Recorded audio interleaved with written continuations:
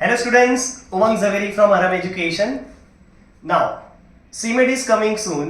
So काफ़ी सारे student tension में यही है कि सर लॉजिकल रीजनिंग कर लिया, डीआई कर लिया, मैथमेटिक्स में बहुत सारी प्रैक्टिस कर ली, इंग्लिश भी अच्छा खासा कर लिया है, but what about general knowledge and the GK part?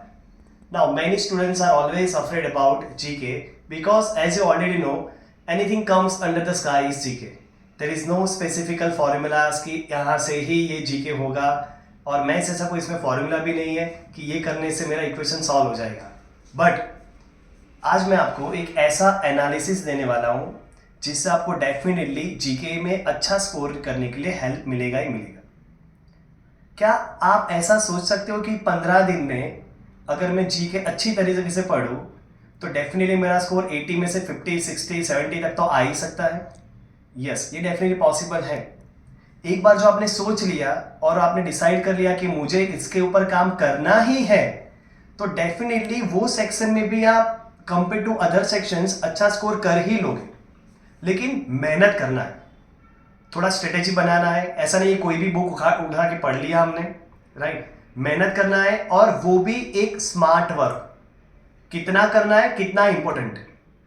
Again, जब आप स्कूल में थे तो एक एक सब्जेक्ट 2-2, 3-3 बार पढ़ते थे, रट्टा मारते थे और याद करते थे. तो जीके में आपको ऐसा नहीं करना है. आपको एवरीडे लास्ट 10 दिन या 15 दिन बचा है एग्जाम्स के लिए और आप ऐसा सोच रहे हो कि मुझे एवरीडे 10-12 घंटा या 15 घंटा जीके पढ़ना ही है. It's not like that. आप 3 आवर्स 4 आवर्स जीके पढ़ो ऐसे कि नॉर्मल रीडिंग करो. आप ऐसा मत सोचो कि मुझे याद रहेगा या नहीं रहेगा. Do like a normal reading. एक बार पढ़ो, 2 दिन बाद वापस वही दोबारा पढ़ो, उसको रिपीट करो. और वही चीज 15-20 दिन के बाद अगर सामने ऐसे क्वेश्चन आपके सामने आता है उनमें से, तो डेफिनेटली आप मेमोरी से रिकलेक्ट कर सकते हो या मैंने ऐसा कुछ पढ़ा था रिसेंटली. दैट्स व्हाई जो 10-15 दिन में लास्ट में जो आप प्रिपरेशन करोगे, जो पढ़ोगे, उससे आपको डेफिनेटली हेल्प होने ही वाला है. तो अभी जो आप स्टडी करने वाले हो ना, वो थोड़ा स्मार्ट वे से करो. तो आज आपको मैं बताने वाला हूं पिछले 3 साल में जो सीमेट का जो जीके का जो सेक्शन है उसमें कौन से टॉपिक में से क्वेश्चंस आए थे और वो जो क्वेश्चंस में वो टॉपिक है उनमें से कौन सा टॉपिक आपके लिए इंपॉर्टेंट है. और अगर आपको प्रिपरेशन आज से स्टार्ट करना है तो वो कौन सा टॉपिक है जिससे आप पहला लोगे और वहां से आप प्रिपरेशन करना स्टार्ट करोगे. तो विल सी कि क्या टॉपिक है और सीमेट की लास्ट 3 इयर्स जीके का एनालिसिस क्या है. आप देख सकते हो 2022, 21 और 20 में जो भी टॉपिक में से क्वेश्चंस आए थे सीमेट के एग्जाम में, यहाँ पर आपको थोड़ा डेटा उसका दिया गया है. जैसे कि पॉलिटी है तो एवरी ईयर यहाँ से क्वेश्चन निकला है. Economics and business, history, geography, sports, literature, science and technology, culture, books and authors, awards. तो यहाँ से दोस्तों क्वेश्चंस मिल ही जाता है. तो आपको करना क्या है कि ये जो टॉपिक आपके सामने अभी नेक्स्ट स्लाइड में आ रहा है वो टॉपिक को सबसे ज़्यादा प्रिपेयर करो. अगर मैं बात करूँ कि सीमेट के इम्पोर्टेंट टॉपिक क्या है जीके के लिए, तो फर्स्ट मैं बात करूँगा Indian history and geography. Now history you already know. History अगर मैं बोलूँ तो स्टार्ट करो आप अकबर, बिरबल, वहाँ से भी आप स्टार्ट कर सकते हो. और आप freedom fighters, east India company, Britishers, India में कैसे उन्होंने ट्रेडिंग स्टार्ट किया, उससे पहले कौन ट्रेडिंग करने आया था, okay, after independence, after Republic of India, तो उसके बाद अभी करंट सिनेरियो क्या है, वो सब आप हिस्ट्री में कवर कर सकते हो. ज्योग्राफी यानी पर्टिकुलर अगर मैं बात करूँ, मान लो इंडिया है तो रीजन्स है, एरिया है, ओके, किलोमीटर है, ये सब आपको देखना है. सेकंड इकोनॉमी यानी कि जीडीपी की अगर मैं बात करूं, budget, union budget, railway budget, जो रिसेंटली जो बजट आया उसके बारे में आप मैक्सिमम 1-2 बार स्टडी कर लो. Books and author, very important questions from books and authors. यहाँ से भी आप नेशनल इंटरनेशनल ऑथर्स वो भी आप कर सकते हो. पॉलिटी है, आर्टिकल्स एंड कॉन्स्टिट्यूशंस, देश का जो भी लीगल लॉ जो फॉलो हो रहा है, ओके, कॉन्स्टिट्यूशंस है, उसके बारे में भी आपको टॉपिक वाइज पढ़ना है. उसके बाद मैं बोलूँगा कंट्री, करेंसी, कैपिटल.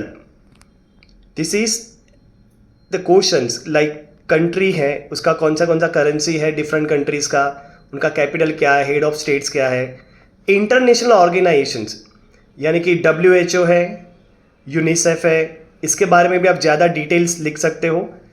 हेडक्वार्टर्स है, उसके बाद है प्राइज एंड अवार्ड्स। अवार्ड्स में भी डिफरेंट डिफरेंट कैटेगरी होती है, Padmashri award, Oscar awards and all. Prizes की भी अलग अलग कैटेगरी भी आपको मिलेगी।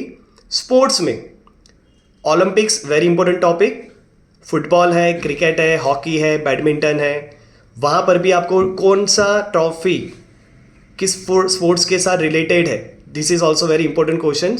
Important days and dates, company है उसका ब्रांड कौन सी ब्रांड यूज़ कर रहा है, एज वेल एज उसका टैगलाइन क्या है।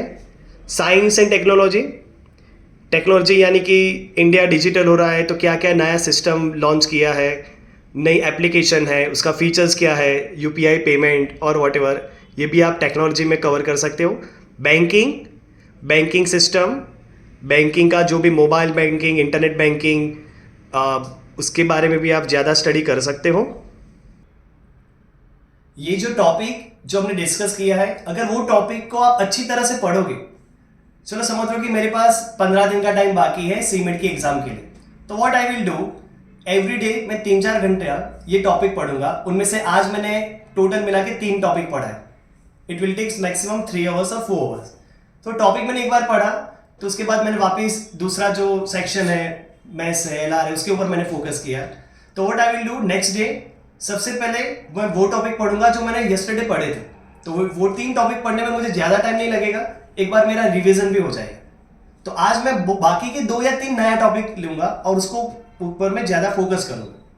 तो ऐसे में देखा जाए तो एवरीडे मैं 2-2, 3-3 टॉपिक कवर करूं और एवरीडे उसका रिवीजन भी करता जाऊं जो मैंने पास में किया है, तो वो धीरे धीरे याद रहना स्टार्ट भी हो जाएगा। अगेन रिसेंटली जो भी आपने पढ़ा है वो डेफिनेटली अगर आपको कोई 10 या 15 दिन बाद पूछेगा ना, तो अगर वो सामने लिखा हुआ होगा तो रिमेंबर होगा, यार मैंने ऐसा कुछ पढ़ा था या मैंने ऐसा कुछ लिखा था। तो ये जो 10-15 टॉपिक है, देखो सीमेट में ऐसा होता है ना कि 20 क्वेश्चन है, तो समझ लो उसमें 4 या 5 क्वेश्चन तो इजी निकल ही जाएंगे जो आप डेफिनेटली कर सकोगे।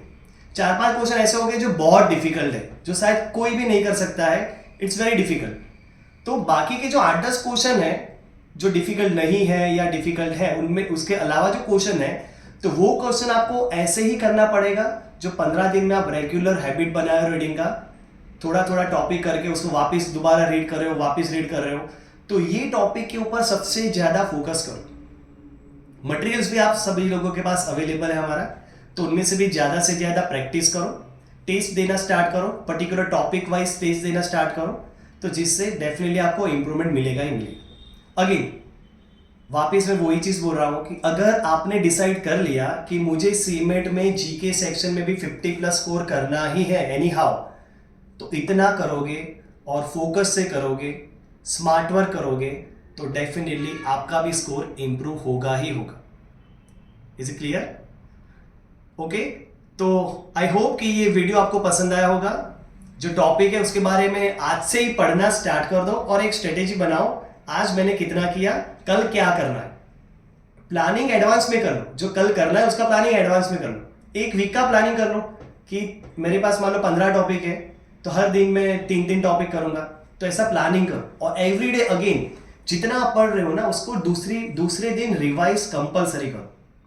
देखो याद नहीं रहेगा या रहेगा डजंट मैटर, पढ़ना जरूरी है। एक नॉर्मल रीडिंग, जैसे कि आप सुबह उठ के न्यूज़पेपर पढ़ते हो, ओके, तो उसमें आप ऐसा सोचते हो कि यार ये न्यूज़पेपर में जो लिखा है मुझे याद रहना ही चाहिए। आज मैं पूछूंगा कि आज के न्यूज़पेपर में हेडिंग क्या था, तो शायद आपको पता होगा। 2 दिन पहले क्या था वो भी पता था। मैं ऐसा बोलूँगा 1 महीने पहले क्या हेडिंग था वो शायद नहीं पता होगा।